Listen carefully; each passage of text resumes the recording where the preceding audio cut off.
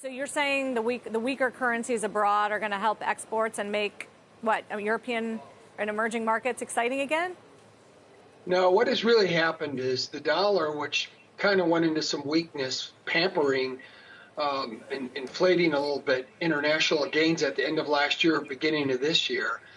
Since March now, the dollar has strengthened significantly, having just the opposite effect, actually hurting the returns of foreign investments. And I think as the dollar goes back and forth and eventually begins to weaken because it is very strong against foreign currencies, that will help. That will help the returns of those who are invested in foreign stocks.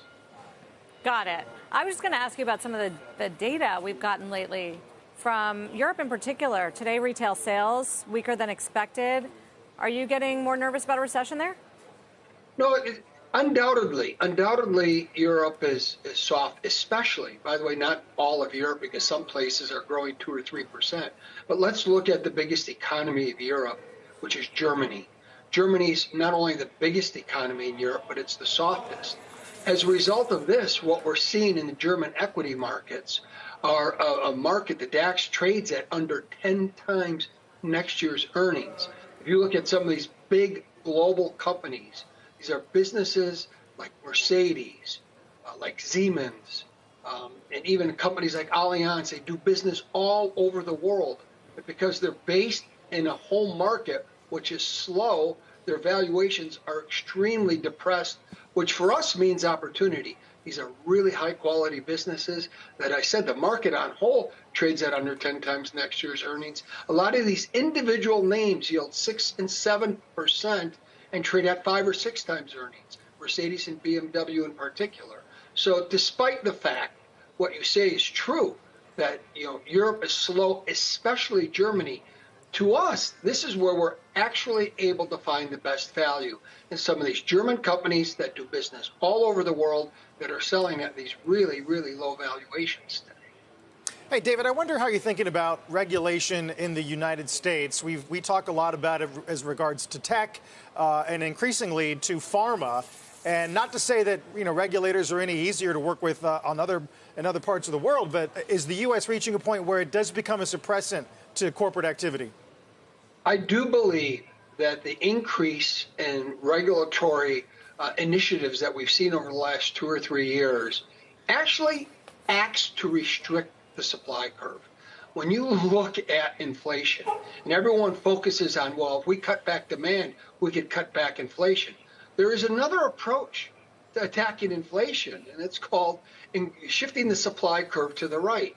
And such things as deregulation actually help shift that supply curve to the right. Part of the inflation problems we have today is because of the regulatory onslaught which we've witnessed over the last 2 or 3 years. And I do think it's beginning to impact prices, it's beginning to impact competitiveness, and as owners of capital, this is actually hurting us, and thus it's hurting savers. So it used to be we had this approach. If there's going to be new regulations, we should undergo thorough cost-benefit analysis of that regulation. And we seem to have abandoned this. And this is actually not good for a dynamic economy. It's not good for growth. And it certainly isn't good this isn't good for inflation either. Finally, David, what's going to change now? You've been saying that European financials and European stocks have been overvalued for years. Do you see anything undervalued, good deals for years? What changes now? What's really changed is when you look at the relationship of the government bond yields in Europe, and in Germany, they're still below 3%, or around, in France, they're just over 3%. And if you compare that to the earnings yield, so I mentioned that the DAX was trading at 10 times earnings. So that inverse of that is the earnings yield, 10%, right? And you have a bond that's at or around or below 3%.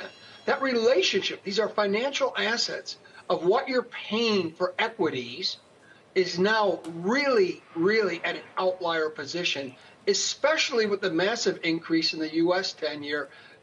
As we're still having this 18, 19 times earnings on S&P 500.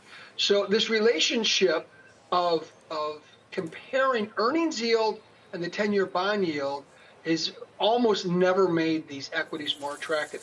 What makes it change? I think the fact that Europe has abandoned low and negative rates.